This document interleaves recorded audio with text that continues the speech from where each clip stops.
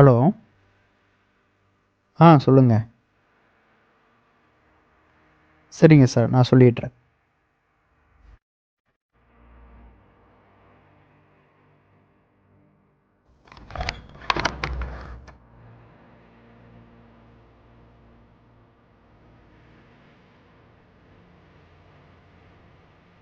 Murali, courier boy கால் பண்ணியிருந்தாரு. இன்னும் 15 நிமிஷத்தில் திண்டிவனத்துக்கு ரீச் ஆகிடுவாராம். இந்த 2 மினிட்ஸ் கிளம்பிடுறோம்.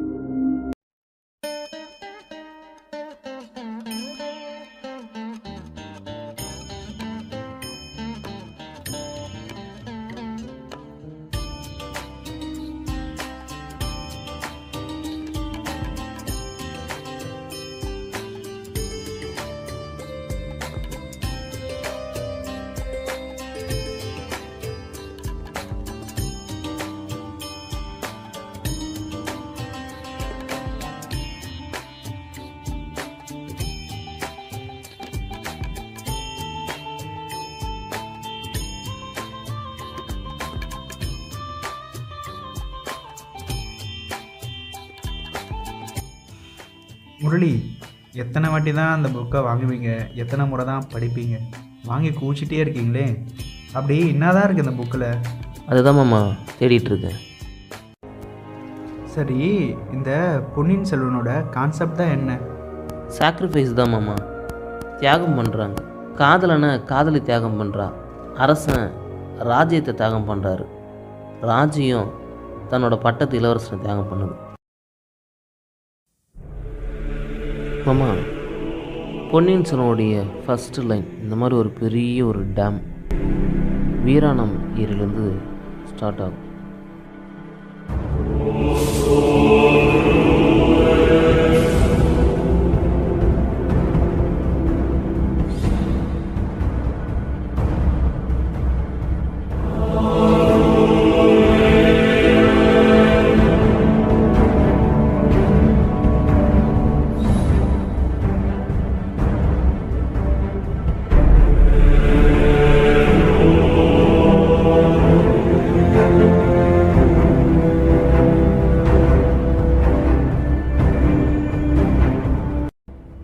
ஆடி திங்கள் 18 அப்படியே அந்த ஏரிக்கரை மேலே ஒரு வாலி வேலஞ்சன் குதிரை பிரயாணம் பண்ணுறான்.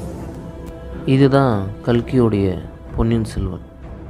ஆனால் கல்கிக்கும் அவருடைய அசிஸ்டண்ட்டுக்கு மட்டுமே தெரிஞ்ச ஒரு தொடக்கம் இருக்குது. அந்த தொடக்கம் இலங்கையில் இருக்க பூதத்தீவில் ஆரம்பமாகுது. அந்த பூதத்தீவில் தான் அந்த காதலனும் காதலியும் சந்தோஷமாக வாழ்ந்துட்டு வந்தாங்க. யார் அந்த காதலன் காதலி முரளி? சோழ தேசத்தோட பேரரசர் சுந்தர சோழரும் ஊமை தேவி மந்தாகினி மாமா. சுந்தர சோழரா? இலங்கையில் அவருக்கு என்ன வேலை? சுந்தர சோழர் தன்னுடைய இளம் வயதில் இலங்கையை நோக்கி போர் தொடுக்கிறாரு. போன போரில் தோத்தும் போயிடுறாரு. ஆகவே சோழ தேசத்துக்கு மறுபடியும் போக அவருக்கு விருப்பமே இல்லை. அதனால் அங்கே இருக்கிற ஒரு பூதத்தீவில் அவர் வாழ ஆரம்பிக்கிறார். அங்கே தான் அந்த அழகான ஊமை பெண்ணை பார்க்குறாரு. பார்த்த உடனே 2 பேருக்கும் காதல் மலருது. அவங்க ரொம்ப சந்தோஷமாக அந்த பூதத்தீவில் வாழ்ந்துட்டு வந்தாங்க. திடீர்னு ஒரு நாள் சோழ தேசத்தோட ஒற்றர்களும் படை வீரர்களும் சுந்தர சோழர்கிட்ட வந்து ஒரு செய்தியை சொல்கிறாங்க. உடனே சுந்தர சோழர் தஞ்சைக்கு அழைச்சிக்கிட்டு போயிட்டாங்க. அந்த இடத்துல ஏற்கனவே கண்டராதித்தருடைய மகன்கள் 3 பேருமே இறந்து போயிட்டாங்க. முக்கியமாக உத்தமசீலுடைய தலையை பாண்டிய மன்னன் வீரபாண்டியன் வெட்டி எடுத்துட்டார். அதன் பிறகு சுந்தர சோழருடைய அண்ணன் அருஞ்செய சோழனும் இறந்து போகிறார். சிவனடியாராக இருந்த கண்டராதித்யர் அரசனாக வரார். அவரும் கொஞ்ச காலத்திலே இறந்தும் போயிடுறார். வேறு வழி இல்லாமல் 2வது பழக்கங்களான சுந்தர சோழர் அரியணையார். அவர் கூடவே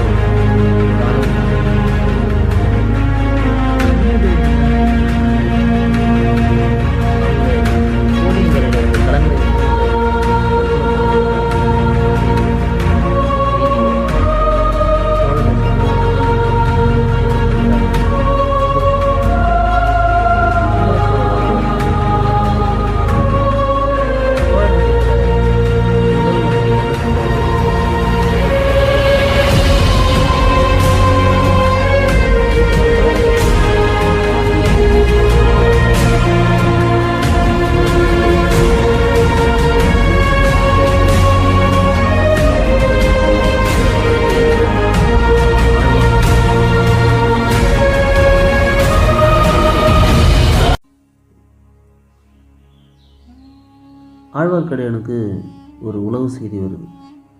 கடம்பூர் சம்பூரையர் மாளிகையில் ஏதோ ஒரு ரகசிய கூட்டம் நடக்கிறதாகவும் அந்த கூட்டத்துக்கு பெரிய பழுவேட்டையர் தலைமை தாங்கிறதாகவும் வந்த செய்தியை கேட்டு வீராணம் ஏரிக்கரைக்கு போனார் ஆழ்வார்க்கடியான். அந்த இடத்துல தான் அந்த வாலிப இளைஞனை பார்க்குறார். வானர் குலத்து வல்லவரையன் வந்தியத்தேவன்.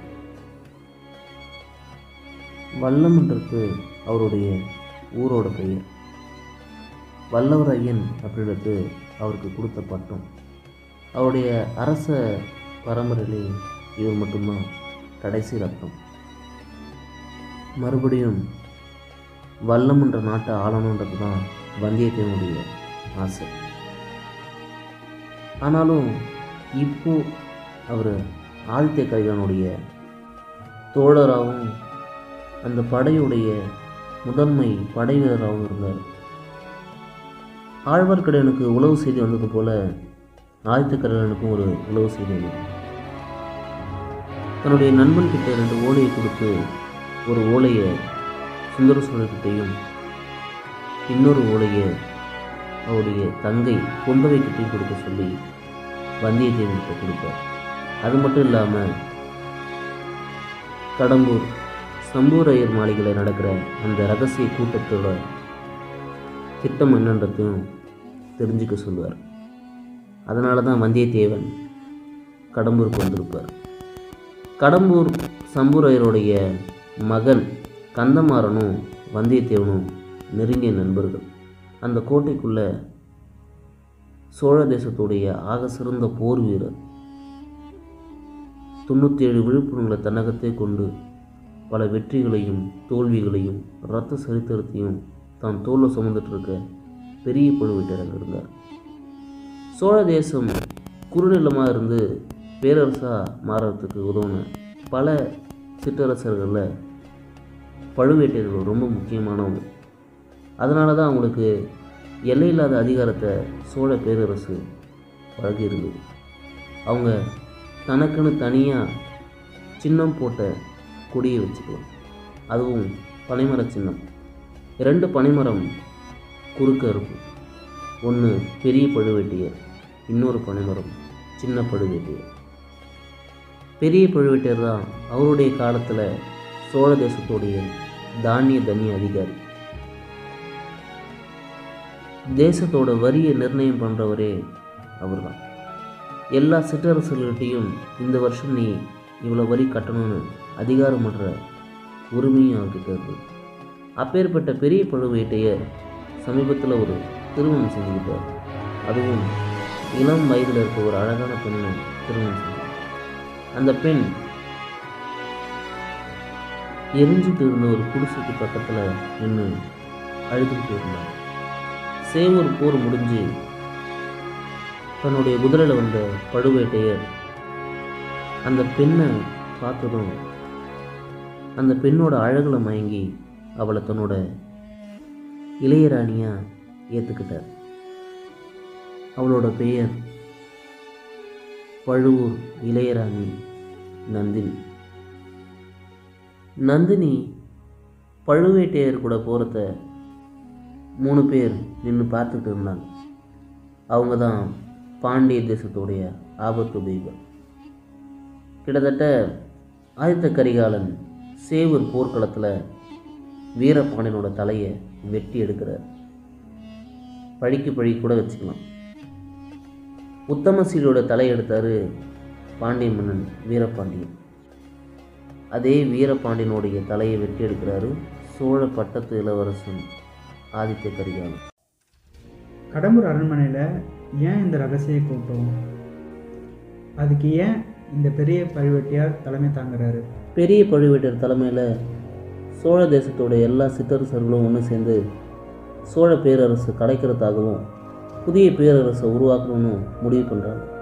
காரணம், கண்டராதித்ததுக்கு அப்புறம் சோழ தேசத்தை சுந்தர சோழர் தான் ஆண்டு வந்தார். ஆனால் கண்டராதித்தருக்கு ஒரு மகன் இருக்கார். அவரோட பேர் மதுராந்தகன். அவர் தான் பட்டத்து இளவரசன் ஆகணும். ஆனால் பாண்டிய மன்னனோட தலையெடுத்ததால் ஆதித்த கரிகாலனை பட்டத்து இளவரசனை அறிவிச்சிட்டாரு சுந்தர சோழர். தனக்கு அப்புறம் தன் மகன் ஆட்சிக்கு வருவான். ஆனால் தன் மகன் தான் ஆட்சிக்கு வரணும்னு சிற்றரசன்கிட்ட அவர் டிஸ்கஸ் பண்ணாமல் அவரே தன்னிச்சையாக முடிவெடுத்துட்டார். அதனால் பெரிய பழுவேட்டையர் சிற்றரசர்களையும் ஒன்று சேர்த்து சோழ பேரரசை மாற்றி அமைக்க முயற்சி பண்ணார். அதுக்கான ரகசிய கூட்டம் தான் அன்னைக்கு கடம்பூர் மாளிகை நடந்தது. ஆனால் இது எதுவுமே பெரிய பழுவேட்டையர் சுயநனோடு செஞ்சது கிடையாது. அவருக்கு எல்லாமே ஒருத்தன் மூலமாக கட்டளையிடப்படுது. அது மட்டும் இல்லாமல் அவங்க சொல்கிற வார்த்தைக்கு மறுபேச்சு இல்லாமல் பெரிய பழுவேட்டையர் அதை செஞ்சுக்கிட்டே இருக்கார். யார் முரளி அவங்க? பழுவூர் இளையராணி நந்தினி. இப்போது நந்தினி நல்லவங்களா கெட்டவங்களா? அவங்க ஏன் இதை பண்ணணும்? இதே ஒரு போர்க்களத்திலிருந்து தப்பி வந்த வீரபாண்டியன் நந்தினியோட குடிசைக்குள்ளே போயிட்டு தஞ்சம் அடைகிறான். அவனுடைய காயங்களுக்கெல்லாம் மருந்து போட்டுட்டு அவன் பக்கத்திலே உட்காந்துருக்கிறான் நந்தினி. உடனே குடிசையோட கதவை உடச்சிக்கிட்டு உள்ளவர் ஆதித்த கரிகாலன் ரொம்ப வருஷத்துக்கு அப்புறம் தன்னோட காதலி வேற ஒரு ஆண் கூட இருக்கிறத பார்த்து கோபப்படுறான். நந்தினி எவ்வளோ கெஞ்சி கேட்டும் வீரபாண்டியனோட தலையை வெட்டி கொண்டு வரான் ஆதித்த கரிகாலன். தன் கண் முன்னாடியே தனக்கு ரொம்ப பிடிச்ச தன்னுடைய வீரபாண்டியனை வெட்டி போனதால் பழிவாங்கிற நோக்கத்தோட சோழ தேசத்துக்குள்ளே பிரவேசிக்கிறார் நந்தினி. அப்போது நந்தினிக்கும் வீரபாண்டியனுக்கும் என்ன சம்மந்தம் சொல்லி தெரியல மாமா. ஆனால் நந்தினியோட ஃபேஸ் கட்டும் ஊமை தேவி மந்தகனோட ஃபேஸ் கட்டும் ஒரே மாதிரியே இருக்கும். அது எப்படி? அப்போது நந்தினியோட அம்மா தான் ஊமை தேவி வந்தாங்க. மேபி இருக்கலாம் மாமா. ஆனால் இந்த கேள்விக்கான விடையெல்லாம் ஒரே ஒருத்தருக்கு தான் மாமா தெரியும். யார் முரளி? கல்கி மாமா. அவராக சொன்னால் தான் உண்டு, இல்லைன்னா கடைசி வரைக்கும் இது சீக்ரெட் தான். முரளி, எனக்கு ஒரு விஷயம் தோணுது. இப்போ அவர் மட்டும் நம்மளுக்கு ஃபோன் பண்ணி சொன்னால் எப்படி இருக்கும்? ஆமாம், கனவாக இருந்தாலும் ஒரு நியாயம் வேணாமா?